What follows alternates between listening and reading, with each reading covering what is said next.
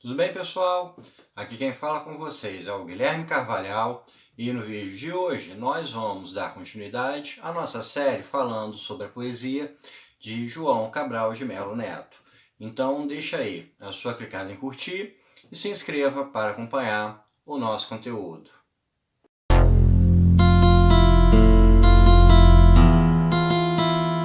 No vídeo anterior nós falamos sobre todo o contexto da literatura modernista em que o João Cabral de Melo Neto surgiu.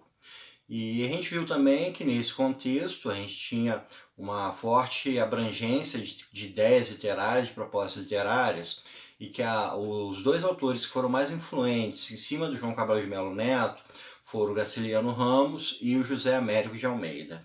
E a influência desses dois ela é muito pertinente quando a gente for analisar as poesias do João Cabral de Melo Neto.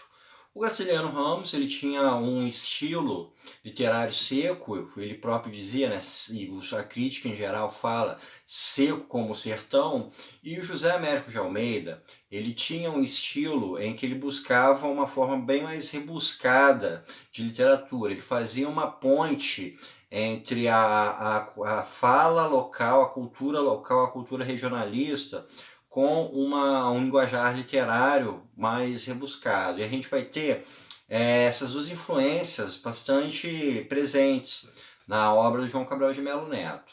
O João Cabral de Melo Neto ele tem um estilo de poesia extremamente rigorosa, ao contrário até de muitos de seus colegas modernistas que tinham justamente na menor rigidez como sua principal característica, o João Cabral de Melo Neto ele foi na onda contrária. Enquanto a gente tem, por exemplo, o caso do Monge Andrade, em boa parte da poesia dele, um estilo mais livre, não preocupado com rimas, não preocupado com métrica, e sim muito mais preocupado com o sentimento que ele passa. Da mesma forma, a gente vai achar isso também na poesia do Fernando Pessoa, principalmente no seu heterônimo Álvaro de Campos. Então a gente vai achar uma poesia muito livre, sem métrica e que está muito mais focada em gerar um pensamento, um sentimento, em provocar o leitor de alguma forma.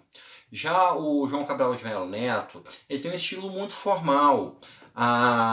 Ele é muito taxado como um poeta engenheiro, como poesias máquinas, como poesias mecânicas, como poesias concretas, porque ele era muito focado na rigidez da forma da sua poesia. Então a sua poesia tem uma métrica muito bem definida, ele tem muita precisão das palavras que ele usa, ele busca uma exatidão, uma perfeição naquilo que ele está escrevendo, ele não quer excessos, ele não quer sobras, ele não busca um lirismo na poesia, a poesia dele chega até mesmo a ser uma poesia antimusical, antissonora, ela não vai ter essa sonoridade, essa beleza por si só. Eu vou falar mais um pouco mais para frente sobre como funciona essa relação da poesia dele. E um dos pontos que é pertinente na obra, na produção João Cabral de Melo Neto, é o conflito do autor com o papel. Por quê? A poesia dele não é essa, vamos pôr assim, uma poesia inspirada, onde, por exemplo, um poeta vê uma determinada coisa, senta em frente e desabafa. Não. O processo dele é um processo de engenharia, de lógica. Então era um processo que até mesmo um tanto quanto conflituoso. Era um embate do João Cabral de Melo Neto para colocar aquilo que ele estava pensando no papel dentro de toda essa rigidez que ele procurava criar. A questão da poesia do João Cabral de Melo Neto, ela tem esse estilo de engenharia, esse estilo de máquina, de se desvincular de ideias de uma sonoridade, de uma musicalidade, não significam que ela é uma poesia menos tocante, ou que ela seja uma poesia que vai afetar menos o leitor. A melhor forma da gente pensar esse processo literário de João Cabral de Melo Neto é pensar que o processo de máquina, o projeto engenheiro, está no autor, não no leitor. A poesia do João Cabral de Melo Neto ela é uma espécie de máquina de provocar o leitor, de causar reações no leitor.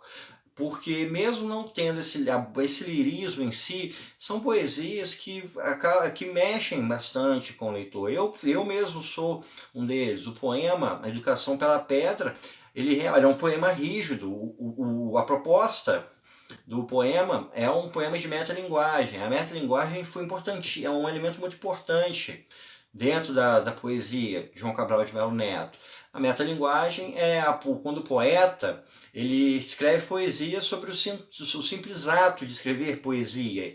E a Educação pela Pedra é uma forte metalinguagem, a começar pelo seu título, Educação pela Pedra, ou seja, a composição do poema vai se dar pela pedra, pela rigidez. O João Cabral de Melo Neto ele utilizava muitos elementos que reproduziam essas ideias nessa metalinguagem, como por exemplo a pedra, a faca, quando ele fala sobre a faca porque ela para as arestas, a pedra pela rigidez que ela tem. Então ele nos mostra todo o seu estilo formal nessa metalinguagem.